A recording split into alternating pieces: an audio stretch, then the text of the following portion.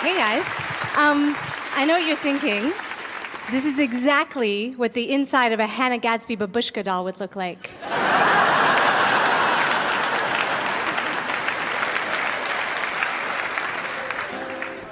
I've been coming to Australia for a little while now, and I have a song about one of my experiences. So here we go. Here's a little story about an Australian cafe. I ordered a glass of water, but instead of just saying okay, the waiter said, "No worries, ma'am," which I guess was polite. But to my North American ears, it just didn't sound quite right. I mean, it's just a glass of water. I'm not worried about it.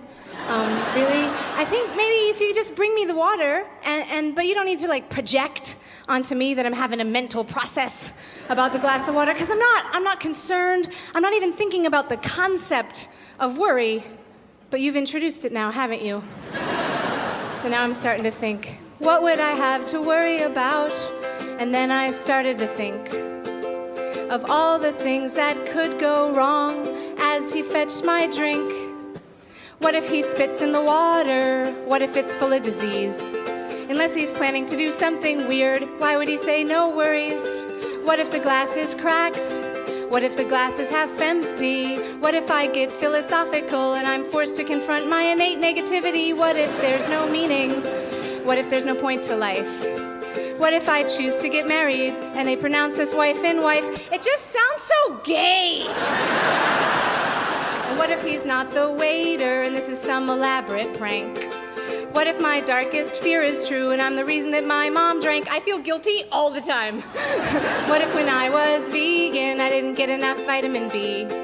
And all I did was annoy my friends and destroy my short-term memory? What if my mind never settles down and I never know true joy? What if even though I try hard to be cool, I always look like a little boy? Nerdy Justin Bieber, who's into it, ladies? Fellas? Very few people.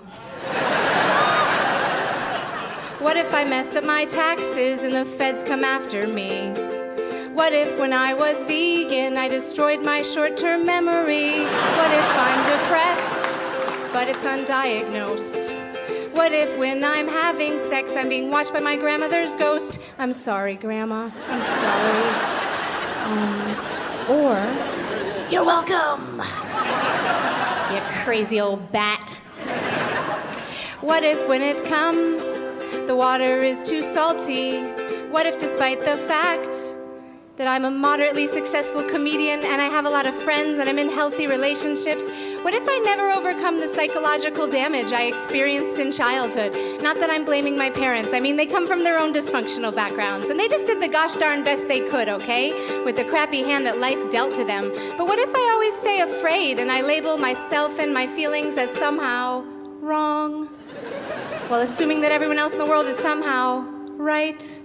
So that even though my heart yearns for something deeper, my connections with other people ultimately feel kind of superficial because I isolate myself emotionally.